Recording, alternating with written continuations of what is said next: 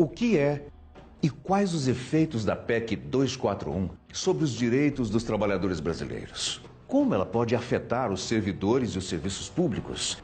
E quais os reflexos para a sociedade? Para um melhor entendimento dessa proposta que tramita no Congresso Nacional, a Confederação Nacional dos Trabalhadores em Educação, CNTE, apresenta em detalhes por que a medida é considerada uma grave ameaça aos direitos trabalhistas e sociais do povo brasileiro. A proposta de emenda à Constituição, PEC 241, enviada por Michel Temer à Câmara dos Deputados em junho deste ano, tem o objetivo de instituir um novo regime fiscal para o gasto público da União, que terá como limite a despesa do ano anterior corrigida pela inflação. A medida vai congelar todo o custo com saúde, educação, transporte, segurança e tudo que seja serviço ou investimento público por 20 anos. E o dinheiro economizado será usado para pagar a dívida pública. Se aprovada, a primeira consequência da PEC 241 será o desmonte do Estado enquanto instrumento de prestação de serviços. Outra preocupação gira em torno das sanções estabelecidas pelo texto da PEC aos estados e municípios que descumprirem o teto de gastos.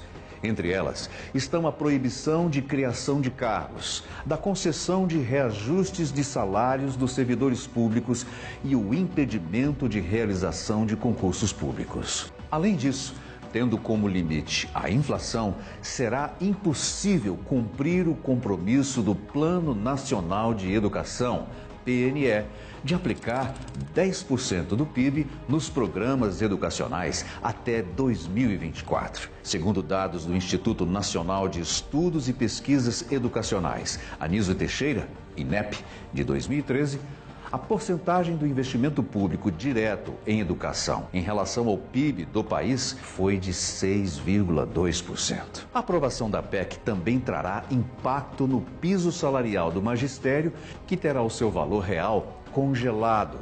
Ou seja, não haverá nenhum aumento acima do teto da inflação. Como exemplo da aplicação da PEC 241, podemos citar a despesa do governo com o pessoal em 2004, que foi de 89 bilhões. Se esse valor fosse reajustado apenas pelo IPCA nos últimos 12 anos, como prevê o projeto, em 2015 o gasto seria de apenas 162 bilhões contra os 235 bilhões que foram efetivamente gastos. Outro exemplo notório refere-se ao orçamento do MEC. Entre 2007 e 2014, o orçamento do Ministério somou 666 bilhões de reais. Caso fosse aplicada a fórmula da PEC 241, o mesmo orçamento seria de apenas 341 bilhões. Ou seja, o MEC teria tido uma receita de 324 bilhões a menos do que efetivamente teve. A PEC 241 simplesmente enterra a Constituição de 1988,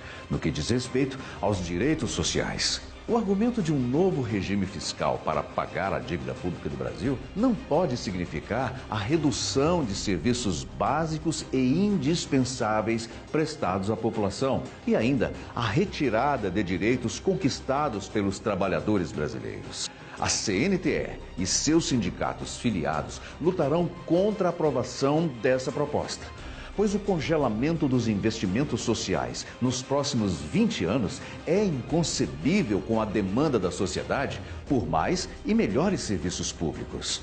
Se aprovada, a medida inviabiliza as metas de inclusão do PNE, a política de valorização salarial do magistério e a perspectiva de implementar o piso e as diretrizes nacionais de carreira para todos os profissionais da educação.